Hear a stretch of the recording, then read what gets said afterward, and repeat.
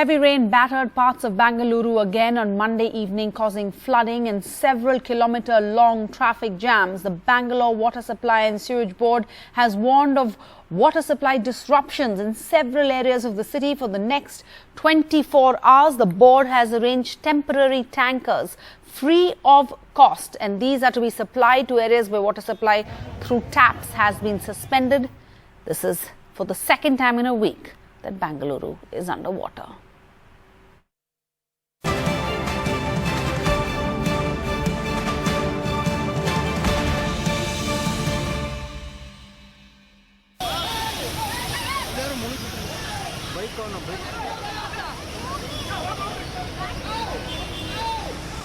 For the second time in a week in the Silicon City of India, large parts of Bengaluru are underwater.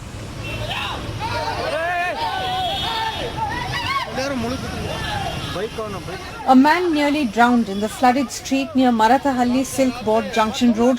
In the nick of time, he was rescued by security guards. Lakes have breached, sewage from stormwater drains have overflowed, entering homes, and infrastructure has crumbled.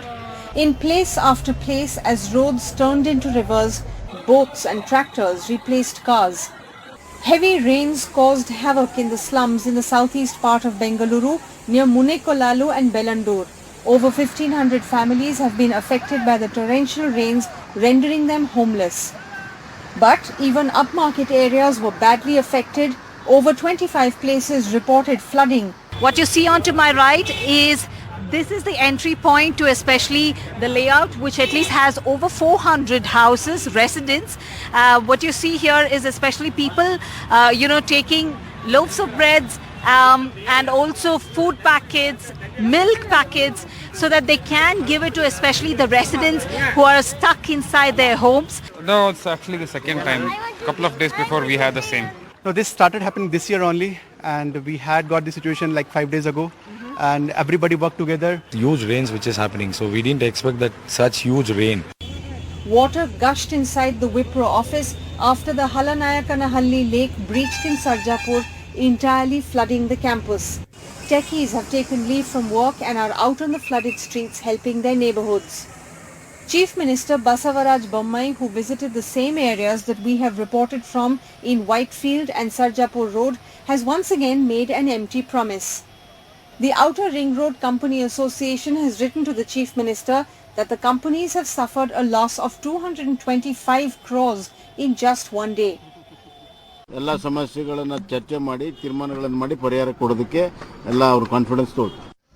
According to the Met Department, Karnataka's capital Bengaluru recorded 131.6 mm of rain in the past 24 hours, making Monday, the 5th of September, the wettest September day since 2014. What you see right behind me is especially they're using a coracle to get to each person's house and also be able to give them or distribute food packets to them. Now that is the situation especially in the city of Bengaluru. With camera person Govind Srija for NDTV. And the last rites of the business tycoon, the former chairman of the Tata Sons, Cyrus Palanjis, who died in a road accident near Mumbai on Sunday afternoon, will take place in Mumbai on Tuesday. For the 157-year-old multi-billion-dollar Shapoorji Pallonji Group, the death of its younger son, Cyrus Mistry, in a tragic road accident is a double loss, as it comes on the heels of the group's patriarch's death in June. And the question now is, what happens to the nearly $30 billion Shapoorji Pallonji empire?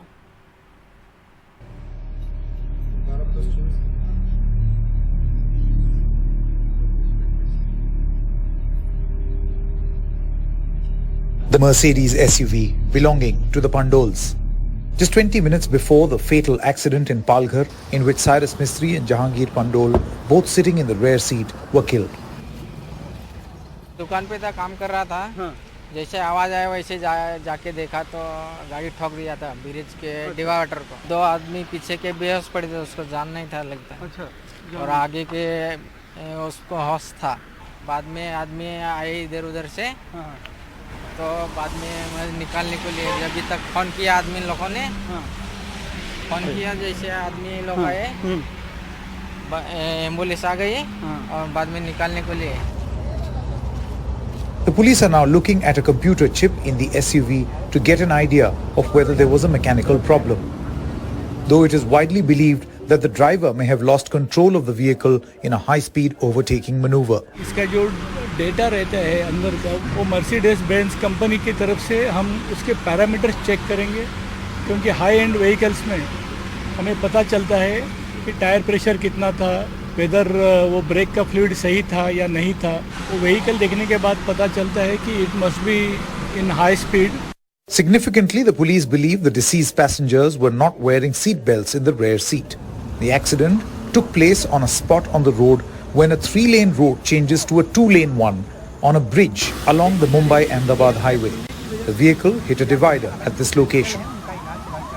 The mortal remains of Cyrus Mistry and Jahangir Pandol were brought to Mumbai's JJ hospital late on Sunday night, where a post-mortem was conducted and the last rites will be performed on Tuesday morning. Anahita Pandol, who was driving the car, and her husband, Darius Pandol, are being treated at HN Reliance Hospital. There are questions also being asked about what happens now to the nearly $30 billion Shapurji Palanji empire. Just over 2 months ago, Cyrus's father, Palanji Mistry, died at the age of 93. For now, functionality of the company, which has just emerged from a difficult restructuring exercise, will continue as usual. With Sohit Mishra and Sakshi Bajaj, Bureau Report, NDTV. And shortly before the tragic accident, Cyrus Mistry and the Pandols had gone to a fire temple, a Parsi temple in Udvada in Gujarat. And speaking with NDTV, the priest, the high priest of this temple, says that Cyrus Mistry and his father were the silent donors of this temple's renovation.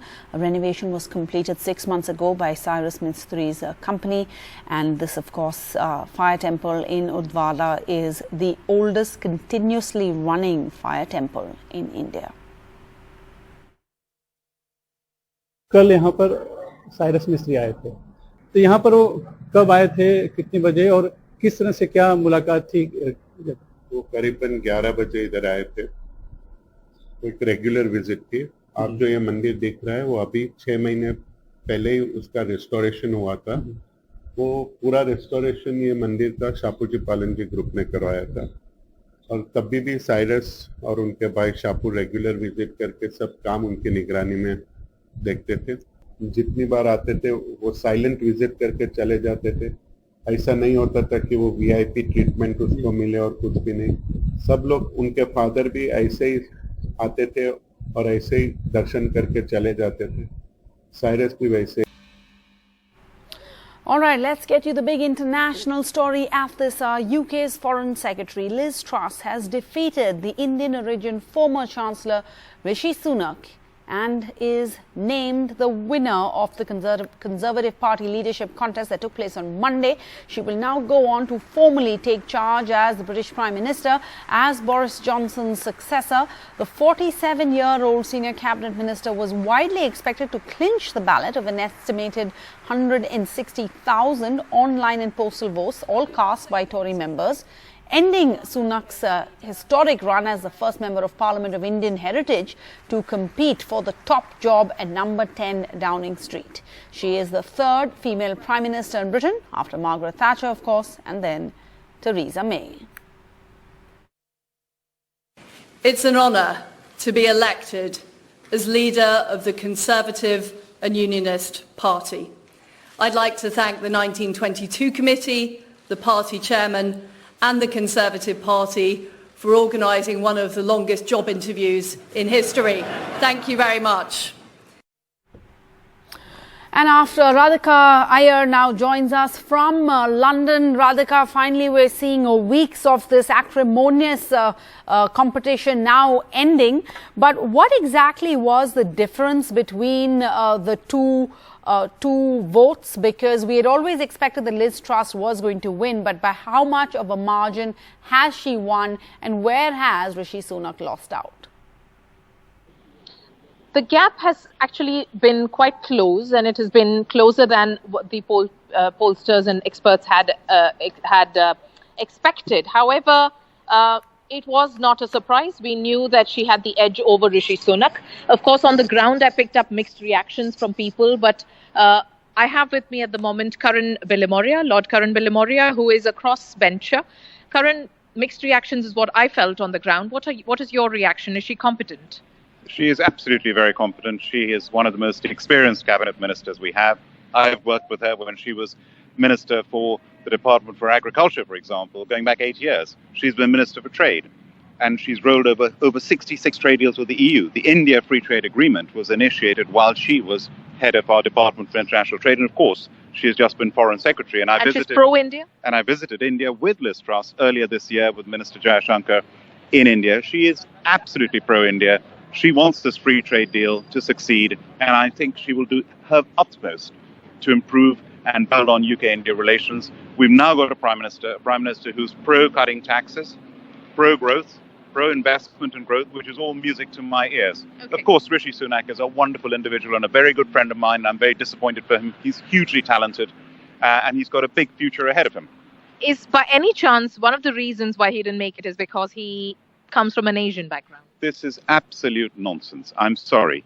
Any poll that was taken earlier this year showed that Rishi Sunak was by far the number one choice to replace Boris Johnson by a mile. Yes. Whether it's the public, whether it's the Conservative Party, whether it's members of Parliament, he was ahead of everyone. Yes. So he would have been Prime Minister on that basis. Things have changed. Yeah.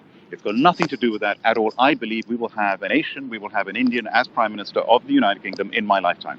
Thank you. Thank you very much indeed, Karan, for your opinion. That, of course, is Lord Billimoria, a crossbencher who's worked closely with Liz Truss and believes that she could be somebody who Britain at the moment could do with, given Britain is in an unprecedented cost of living crisis. Energy bills have hit the roof, and at the moment it is desperate times for a lot of voters, a lot of the average Briton, and so Liz Truss has a tough job on her hands. It's tomorrow when she will be meeting with the Queen in Scotland for officially what is called the Kissing of Hands ceremony. All right. Thanks so much for that update, Radhika. Meanwhile, back home, the BJP has sounded the poll bugle for the BMC polls in Mumbai. Amit Shah had a key meet at the residence of the Deputy Chief Minister Devinder Fadnavis, where he told BJP workers that Uddhav Thackeray had betrayed us and that he needs to be taught a lesson. Meanwhile, in Delhi, there were hectic meetings too. Nitish Kumar met with Rahul Gandhi, and according to sources, the discussion was entirely on the 2024 elections and the means and ways to unite the opposition. However, at the end of this meeting, Mr. Kumar told reporters that he has no ambitions for the top post. And the Jharkhand Chief Minister Hemant Soren has hit out at the BJP, saying that his majority in the assembly was intact, even with the BJP attempting Operation Lotus in Jharkhand. Mr. Soren, a furious Mr. Soren, says that the BJP installed a tribal president in office, even as it has been trying to bring down a tribal chief minister. He also says that he was Shibu Soren's son, and so he will never be scared, even as the BJP is drunk on power. And hitting out specifically at the BJP leader, Babulal Marandi, Mr. Soren says that even a chameleon doesn't change colors so soon. मुंह में राख, बगल में छुरी, और ऐसे चालाक चतुर लोगों के साथ बहस करना बहुत ज्यादा से भेदकर नहीं होगा, अध्यक्ष महोदय. After that no-holds-barred attack on the BJP, Hemant Soren being congratulated by fellow MLAs after winning the trust vote, with 47 MLAs supporting him. But amidst this impending disqualification as an MLA by the Election Commission, Soren accused Assam Chief Minister Himanta Biswa Sarma for attempting to bring down his government. He also attacked the governor for delaying his decision. Election Commission कहता है, हमने राज्यपाल को अपना मंतव्य दे दिया है. राज्यपाल कहते हैं और चुपचाप बैठ जाते हैं. जहाँ यूपीए के प्रतिनिधि उनसे मिलने जाते हैं, तो वो स्वीकार करते हैं कि हमें इलेक्शन कमीशन से जो विमर्श था वो हमें प्राप्त हुआ है. 2 से 3 दिन हम लगाएंगे और उसका पटाक्षेप करेंगे. The BJP denies any plans to bring down Soren's government, claiming he fears his own MLAs may dump him. उन्होंने झारखंड के पब्लिक को ध्यान भटकाने के लिए इस तरह का आज यहाँ पर विश्वास मत लाने का काम किया. हम लोगों ने तो नहीं कहा, ना विपक्ष के द्वारा कहा गया, ना ही माननीय उच्च न्यायालय उच्च न्यायालय के द्वारा कहा गया, महामहिम राज्यपाल महोदय के द्वारा किया, वो अपने आप विश्वास मत लेके आ गया। Today's proceedings in the Jharkhand Assembly is unique when it comes to recent political events because the Chief Minister took a floor test even when he wasn't asked to prove his majority on the floor of the House. But does this mean the end of the political uncertainty brewing in Jharkhand for the last few days? The simple answer is no, because the governor is yet to decide on Hemant Soren's disqualification. With Hariban Sharma in Ranchi, Saurabh Gupta, NDTV.